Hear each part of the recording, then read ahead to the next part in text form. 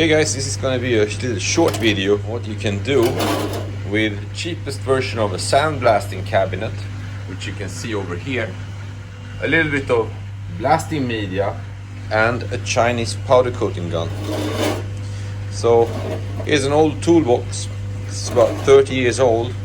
You can see that paint has come off more and more with time as it started to rust underneath the paint.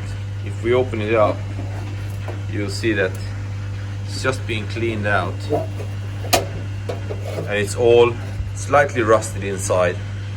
It's a bit bent here and there, but we're just going to bend it back, sandblast it and powder coat it, and we will see what it comes out like.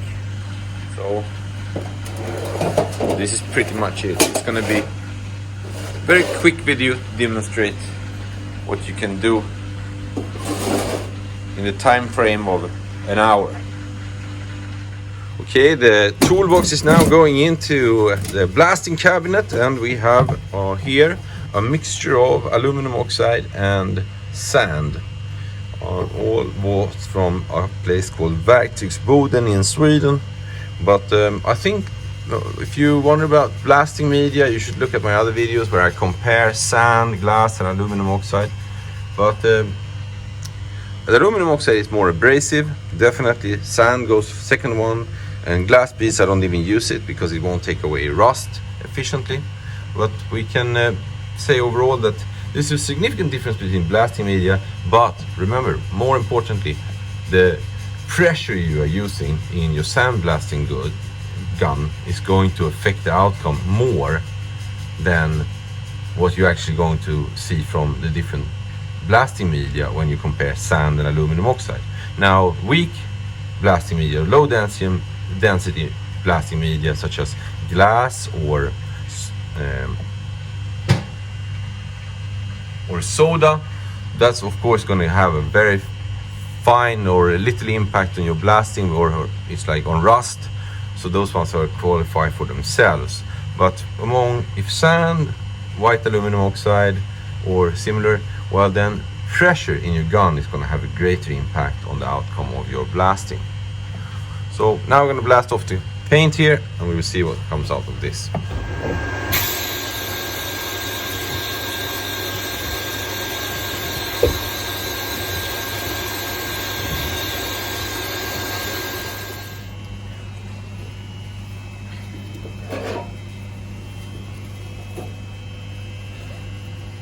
So with a bit of sandblasting, you can quickly get rid of most of the paint.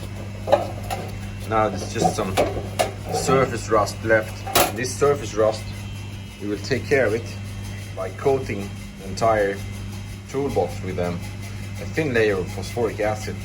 This will convert the surface rust to iron phosphate, which is a very good primer for any type of painting.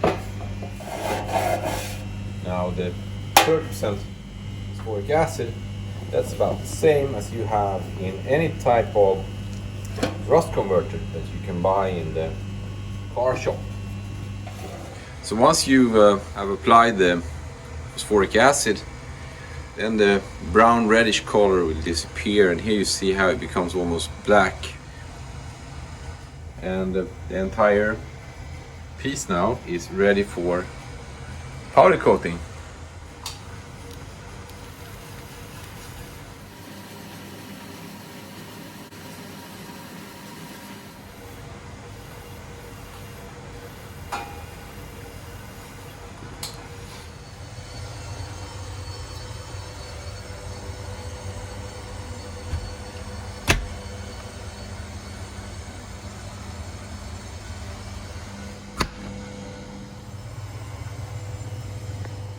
So now we got the primer on there, and you can see how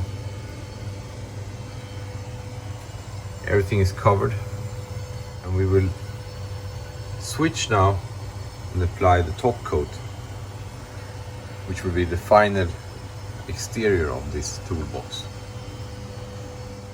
So this is the ultimate coat, top coat on this toolbox, and you can see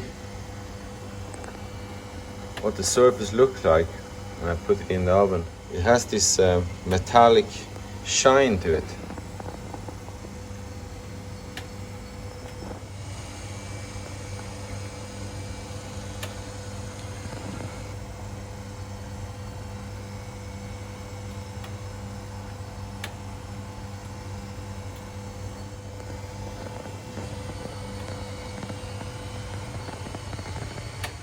It's now been 20 minutes. We're gonna have a look at how it came out.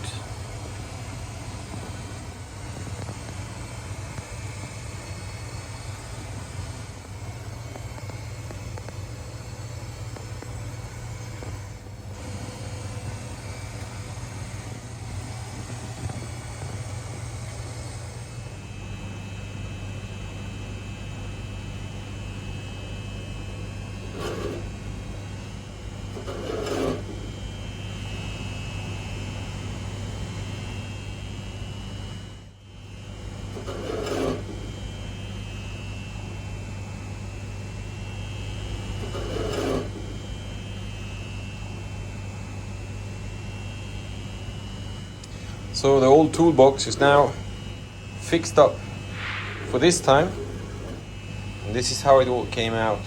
So the benefits of powder coating is obvious. It becomes a very solid scratch resistant coating, which is much stronger than any spray paint, and